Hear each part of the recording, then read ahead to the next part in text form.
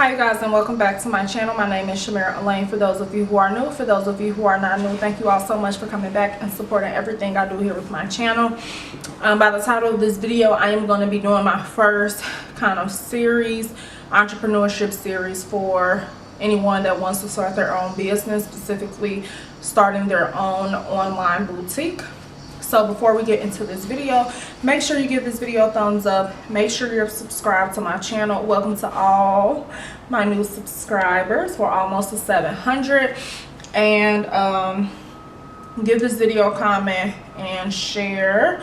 So without further ado, let's just get right into the video. So this video is more of a do's and don'ts. And I kind of compiled my own list of things that I've researched and then things that I've encountered personally with me running my own business.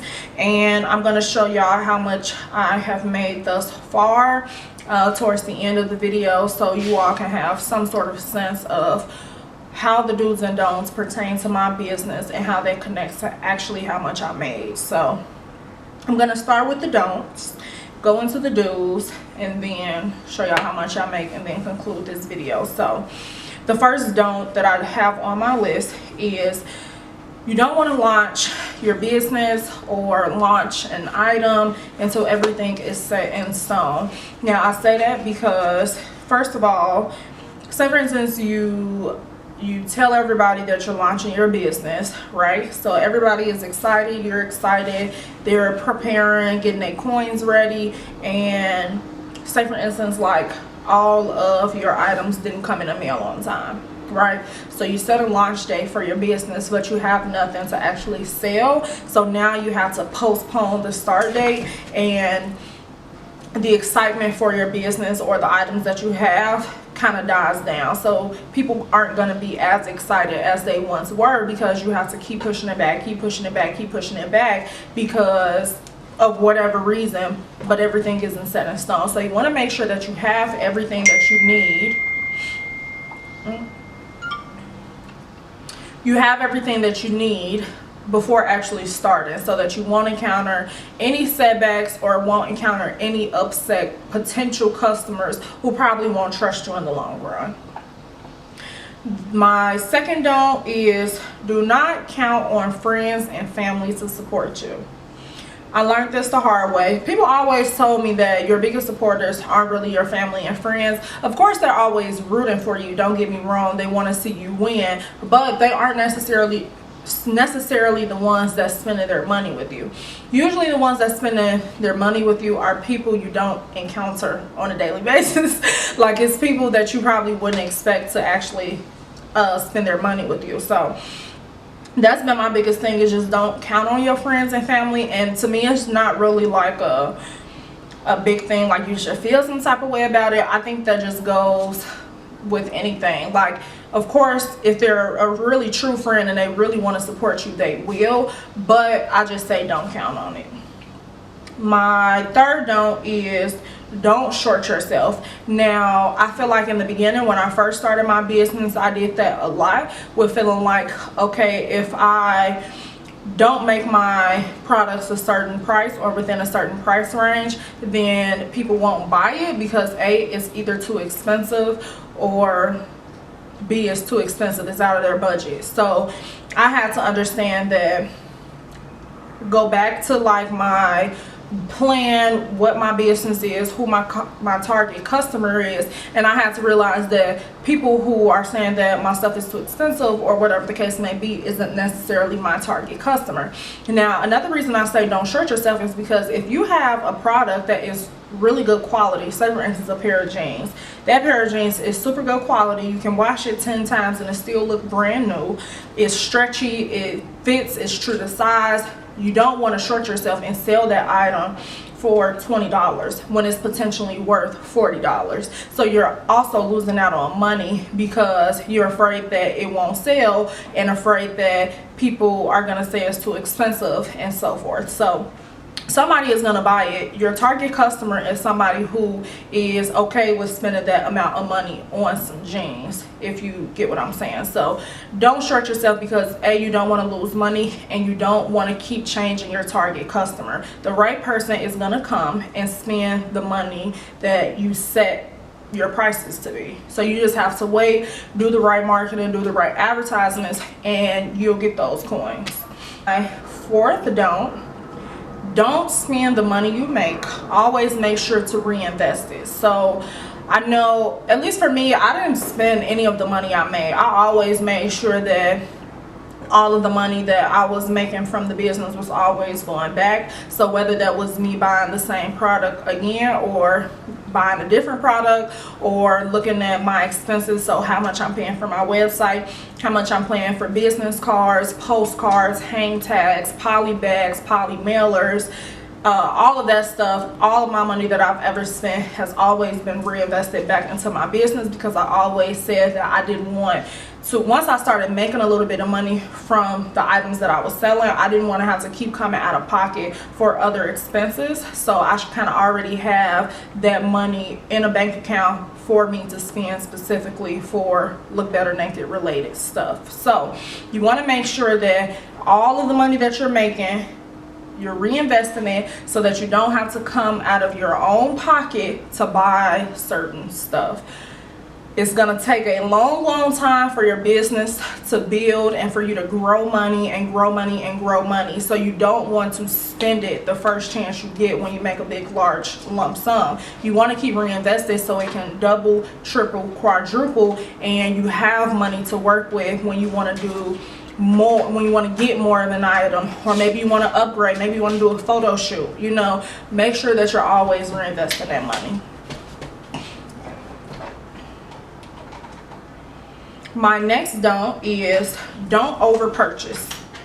Start small and then go big. Now I learned this the hard way, literally, when I first started. So I got like a whole bunch of items, big bulk of items, when I first started, and a lot of it did not sell. I literally was holding on to that stuff for an entire year, which made me start doing like pre-orders, or kind of like ordering as people order, so that I personally was not losing out on money. Another good idea, like I said, was to just start small. So maybe you have a new item. You don't want to buy 20 of those items.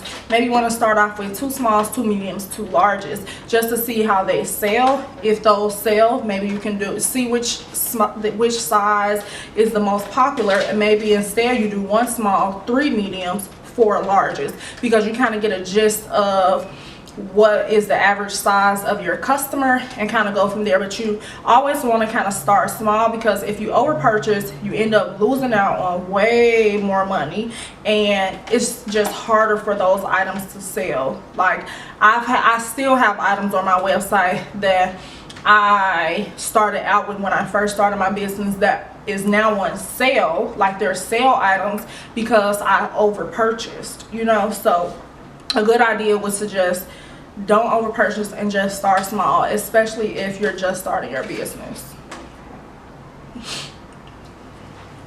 My next don't: do not give out special discounts to friends or family. If they want to support you, they will pay full price. You don't have to get them no discount code, whatever the case may be. Make their ass pay full price for your items. That's it. That's all. And my last don't would be to don't compare your business to someone else. I feel like I was doing that a little bit in the beginning, of like, oh, this boutique over here is selling this, or oh, this boutique over here is selling this. Like, how am I comparing?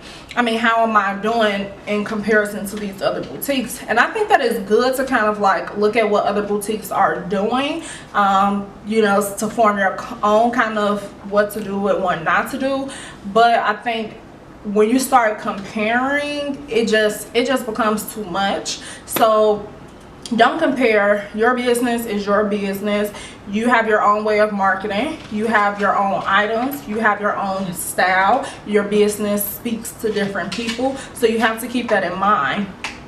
like you're your own individual person, they're their own individual person. So you're always going to speak to different people, and you're always going to make money from different people. You can make money from the same people too, but your business is your own. So you have to bring your own kind of creativity and, you know, genuine kind of spirit to it, because people will flock to you. Okay, so those are all of my don'ts. Now let's go to the do's. My first do is to make sure that you bring yourself across all areas of your business. This includes business cards, your website, hang tags, social media accounts, etc., etc. You want to make sure that everything is pretty much consistent throughout all of those different platforms or areas. So you don't want to have one logo on your business card but have a different logo on your website and a different logo on your hang tag. You want to make sure that everything is consistent, because when people see that logo, they know that that's you, they know that that's your business. Once you start switching things up, you just start to confuse your customers, and you don't want them to be confused. You want them to be able to identify your brand based on their logo, no matter where they are. My next do is to make sure that you do your own research. And when I say research, I don't mean like research as in like how to start your own business, but like research as in how to create your own website, how to run your own website, how to make your own business cards, how to make your own hang tags, and so forth. The reason I say that is because if you learn how to make your own website, learn how to make your own business cards, you're cutting out the middleman and you're saving more money if you know how to do it yourself. Because if you don't, that means you're paying somebody to run your website, which is, I mean, depending on who you get, costs a lot of money. Then you're paying somebody to make your business cards, print your business cards, when you can just research, go on YouTube, and learn how to do it yourself. You cut out that middleman and you're saving a lot more money. That's what I do. I was always into like creating shit anyway. That's why I do YouTube. But I learned how to manage my own Wix site. Learned how to create my own business cards, create my own postcards, hang tags, all of that. I just learned how to do it myself so that I didn't have to pay anybody to do it. My next do would be to make a plan and save some money before actually starting. Now, I don't want to say that I started my business at the wrong time, but I do think when I started my business, I wasn't in a financially kind of safe position to run a business and kind of take care of my own personal finances and expenses. So when you're saving up a lump sum of money, you're making sure that you have enough money to run a website, get all of the products that you need. If you want to do some photo shoots, do some photo shoots, get the business cards, get your postcards, get all of your shipping stuff. You want to make sure that your lump sum of money kind of encompasses all of those things, because it just helps. It just eases kind of like the anxiety and the stress of feeling like you have to spend your own money to, you know, run a business. I mean, you kind of do, but if you save money before actually starting, you're not always dipping into your own funds, your own expenses to like make sure that stuff is done for your business. If you have money saved, that money is already dedicated to all of your business needs. So make sure you save some money before actually starting. My next do is to kind of network and connect with other artists and entrepreneurs.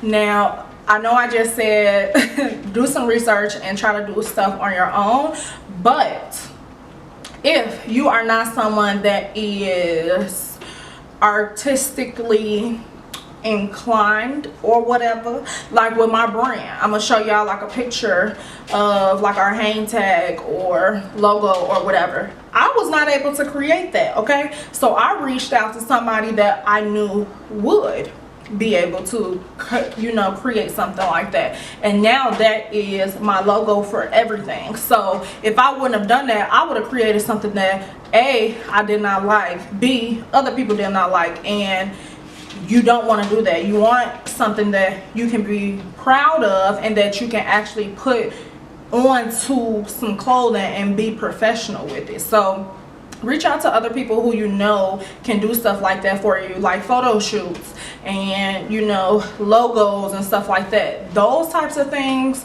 I feel like I will be more willing to pay for, because they either bring in more customers and bring in more money. So connecting with other artists and entrepreneurs can kind of just help your business grow along the lines. My next deal was to start an email list. Now, I know a lot of people talk shit about, you know, people spamming their emails with like discount codes and stuff like that, but I don't think y'all understand, like, an email list is kind of like a VIP list. If that, like, that's how I think about it. Like, whenever I have a sale, whenever I have new items and stuff like that, I try to send to everybody on my email list first so that they get first dibs on everything. If I got a sale, then they know about that sale first. So if they know about that sale first, they can potentially sell out the items that I have, you know, and then once everybody else knows about the sale, there's no more items left in stock. So it's like, it gives the people an incentive of just being, you know, the first to have something. So I just like that email list because you're able to make people feel important and make people feel like, dang, I get first dibs on something. Able to share information to a large amount of people at once, and it's the same thing, they're getting the same message at the same time. With social media, it's kind of hard because if, say for instance, you having like a 50% off sale and you put that like on your Instagram, everybody doesn't see it at the same time. It's the same thing of like checking your email, but at least that email goes out at the same time. Say for instance, you're not on social media that whole weekend and the sale 50% off is only going on over the weekend, then you just missed that sale. So I don't solely rely on social media for all of that stuff. I try to send everything in an email. One, because everybody is not on social media, and two, I know a lot of people check their emails. So create an email list. My next do is to make your Instagram a business account. I've also heard a lot of mixed reviews on this as well, with people saying that if you have a business account, you don't get as many followers as you would just like a personal account. But I say make a business account because one, you're able to run ads, and two, you're able to look at your page analytics and stuff like that. You can see who you're reaching, where they're located, what the age group is, if they're male or female. You can kind of see all of the logistical stuff, so it helps to better plan when you're marketing and advertising your items. So I like the business account because it just tells me whether or not I'm reaching my target audience and reaching the people that I need to reach in order to make a sale. My next do is to post at least 3 times a day.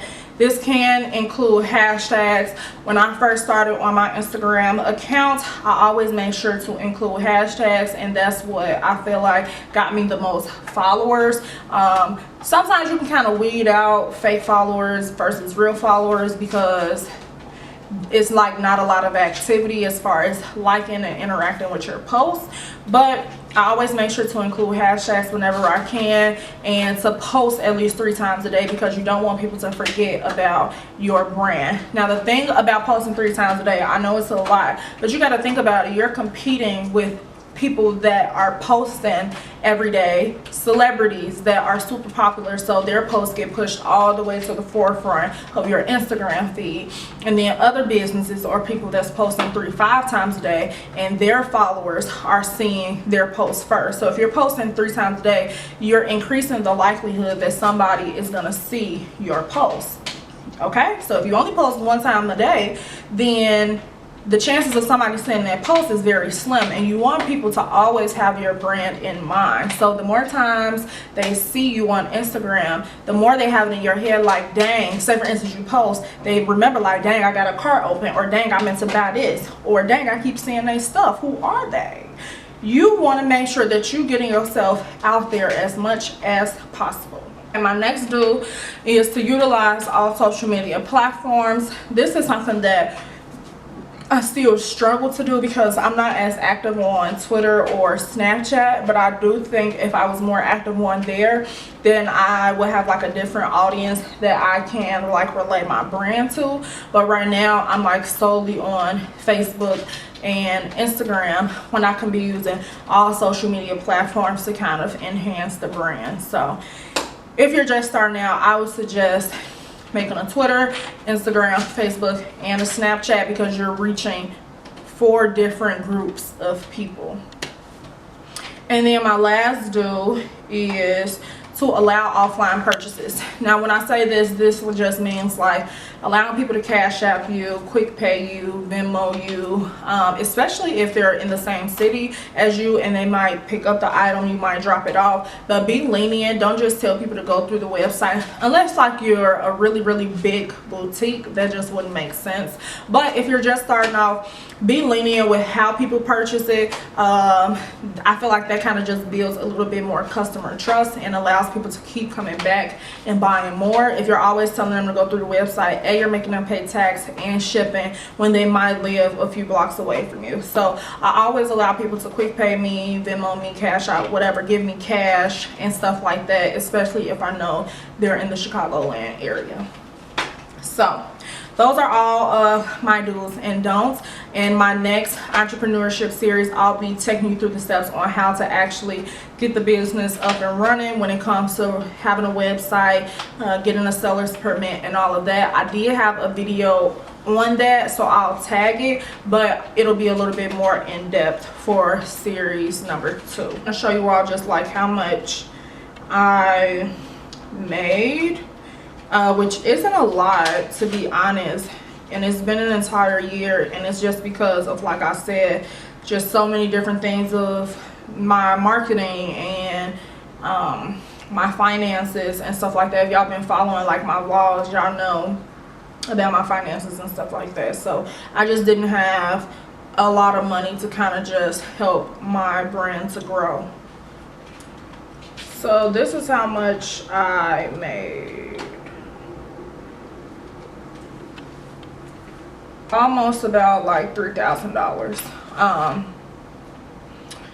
So yeah, now that I'm actually working and stuff like that, I intend to invest a little bit more into my business and making sure that it's growing at the rate that I want it to grow. And yeah, so stay tuned for all of the other entrepreneurship series. There will be 5 in total. So make sure that you're subscribed to my channel. Give this video a thumbs up if this is a video or a topic that you would like to see more of, besides the 5 series that I'll already be showing you all. And I'll see you guys in my next video. Bye.